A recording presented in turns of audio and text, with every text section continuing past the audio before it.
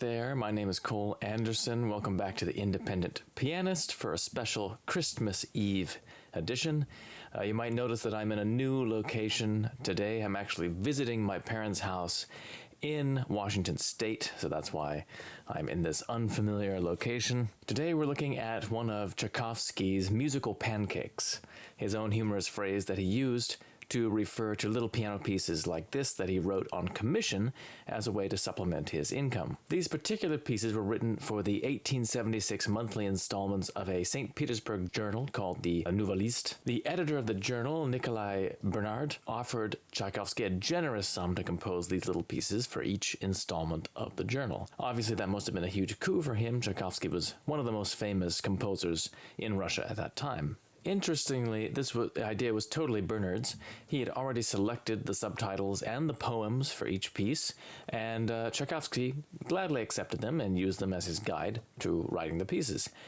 The last 7 pieces, including December, were all apparently written at the same time, immediately after Tchaikovsky had finished work on Swan Lake in April of 1876. Unfortunately, this gives the lie to the very colorful story invented by Tchaikovsky's friend and colleague at the Moscow Conservatory, Nikolai Kashkin, who said that Tchaikovsky wrote a piece each month, but only when his valet reminded him to do so.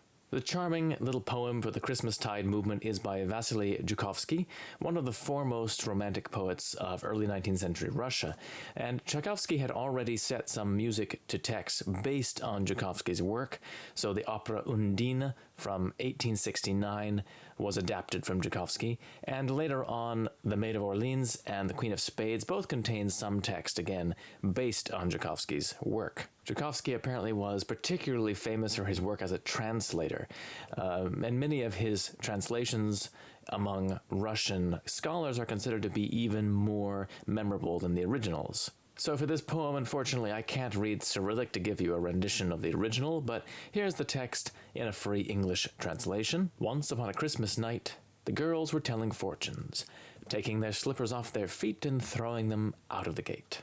This whole slipper-throwing ritual was apparently some kind of form of divination. The Seasons, for me, are a wonderful example of a work that was inspired by entirely external practical considerations, but nonetheless exemplifies a warmth and beautiful personal involvement on the part of the composer.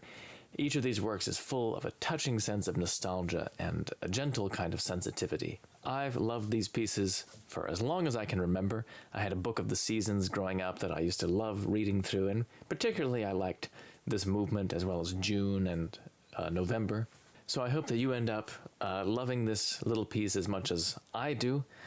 It's wrapped up with all kinds of memories from my own childhood. So on that note, I want to wish everyone out there a Merry Christmas, a Happy Hanukkah, Kwanzaa, Boxing Day, Krampusnacht, Bodhi Day, Panchakanapti, St. Nicholas Day, Winter Solstice, Yule, Dies Natalis Solis Invicti, or whatever holiday you happen to celebrate. I hope you are warm and safe and with the people who are most important to you. And I also hope that the new year coming up is going to be a better one for us all. It can only go up from here, I suppose. All I can do to help with that is to continue to share my music with you, so I hope that you enjoy it, and I wish that it can add a little bit of color and enjoyment to your life each week. So without further ado, here's my little Christmas gift for you, Tchaikovsky's December.